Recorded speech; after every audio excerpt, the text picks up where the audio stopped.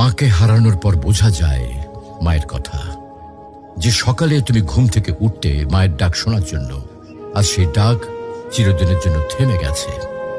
যে হাতে তোমার জন্য খাবার বানাতেন, ভালোবাসা দিয়ে মাথায় হাত বুলিয়ে দিতেন, আজ সেই হাত মাটির নিচে।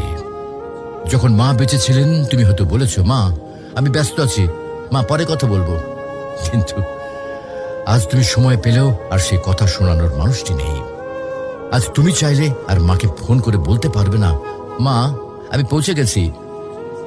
আজ তুমি ঘরে ফিরলেও আর কেউ দরজায় দাঁড়িয়ে হাসি মুখে বলবে না, টেবিলে খাবার রাখা আছে, খেয়ে নিস বাবা। মাকে হারানোর পর বোঝা যায় তিনি শুধু একজন মা ছিলেন না, তিনি ছিলেন ঘরের আলো, জীবনের দোয়া আর হৃদয়ের শান্তি। এখন বুঝতে পারো মা যে বারবার নামাজের কথা বলতেন, ভালো মানুষের সাথে চলতে বলতেন, এগুলো তোমার জন্য কত বড় উপহার ছিল। প্রিয় ভাই বোন, মাকে হারিয়ে আফসোস করার আগে কদর করো। মায়ের হাতে চুমো দাও, তার জন্য দোয়া করো, তাকে জড়িয়ে ধরো যতদিন তিনি আছেন। কারণ হয়তো একদিন তুমি শুধু বসে বসে কাঁদবে আর মনে পড়বে, ইস যদি মাকে আরেকবার জড়িয়ে ধরতে পারতাম। মাকে হারানো মানে পৃথিবীর সব থেকে বড় আশ্রয় হারিয়ে ফেলা। তুমি যখনই সময় পাও তোমার মায়ের সাথে সময় দাও, মায়ের জন্য দোয়া করো।